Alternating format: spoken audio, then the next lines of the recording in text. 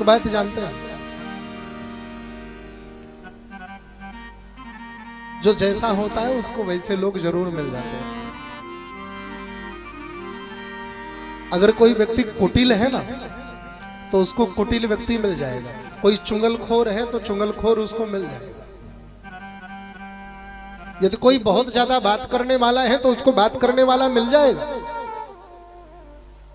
यदि कोई घुमक्कड़ है तो उसको कोई ना कोई घुमक्कड़ मिल जाएगा।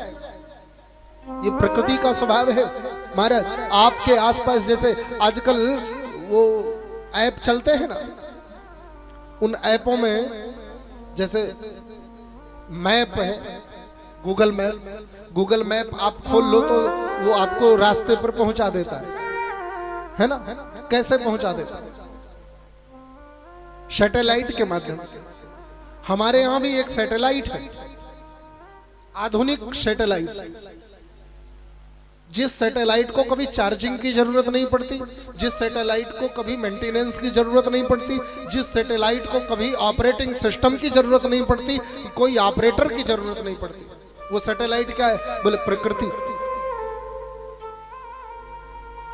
यदि आप घुमक्कड़ हो तो क्या होता है? बोले हमारी सांस जो है ना, उस सांस के साथ हमारी सोच बाहर निकलती है, और श्वास क्या होता है? बोले वातावरण में फैल जाता है, और उस वातावरण में फैलने के बाद वो श्वास ढूंढते हुए ऐसे व्यक्ति के हृदय में जाकर समाहित हो जाती है कि जो पक्का घुमक्कड़ होता है। जाती तो सबके पास है, सैटेलाइट के पास तो सारे रास्ते, लेकिन वो रास्ता आपको वहीं पहुंचाएगा जहां का आपने उस पर डाल रखा है नेविगेशन। जो स्थान आपने डाल रखा है उसी स्थान पर पहुंचाएगा। हजारों रास्ते हैं, लाखों रास्ते, पर उन लाखों रास्तों में से एक रास्ता आपको वो मैप बताएगा। वैसे ही हजारों लोग उस प्रकृति के वातावरण के श्वास को ग्रहण करेंगे, लेकिन वो हजारों लोगों में से आपका मन उसी व्यक्ति के पास जाकर लगेगा और आपकी सोच उसी व्यक्ति के हृदय में जाकर बैठेगी जो व्यक्ति आपकी सोच से मैच करता होगा।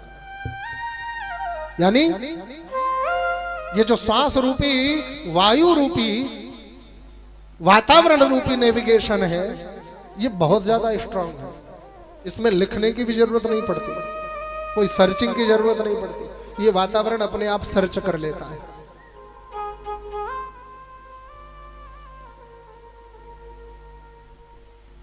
आपके आसपास वही घटनाएं होने लगती हैं जिस प्रकार आपकी मानसिकता होती है। कैसे होता है महाराज? ये आपकी श्वास पर निर्भर करता है। आप जिस प्रकार के विचार लेकर श्वास को बाहर छोड़ोगे, वो श्वास प्रकृति में उसी प्रकार फैल जाएगी और उसी प्रकार का वातावरण क्रिएट हो जाएगा आपके आसपास। तो उसको वैसे व्यक्ति मिल जाते हैं। अब जैसे कलयुग आ गया तो कलयुग की मित्रता, भाई अमित्र से कुतो सुखम, बिना मित्र के सुख किसी को मिलता नहीं है, तो मित्र तो बनाना ही पड़ेगा। कलयुग ने सोचा मित्र किसको बनाए?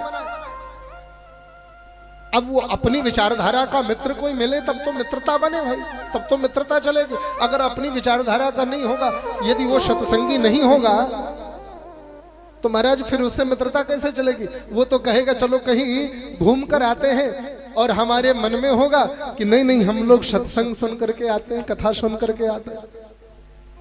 तो दोनों की मित्रता चलेगी क्या?